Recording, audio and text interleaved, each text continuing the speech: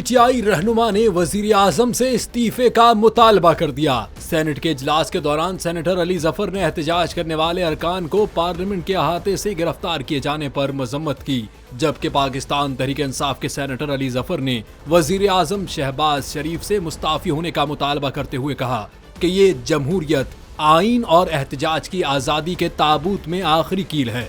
इनकलाब के लिए तैयार हो जाएं। जबकि नून लीग के सेनेटर इरफान सिद्दीकी ने इस पर अपना रद्दअमल देते हुए कहा कि ये वो फसल है जो आपने बोई और हमें काटना पड़ रही है। जो वाक़या हुआ, हम आपके साथ उसकी मजम्मत करते हैं। उन्होंने मजीद कहा कि पाकिस्तान को इनकलाब की नहीं, ठहराव की जरूरत है।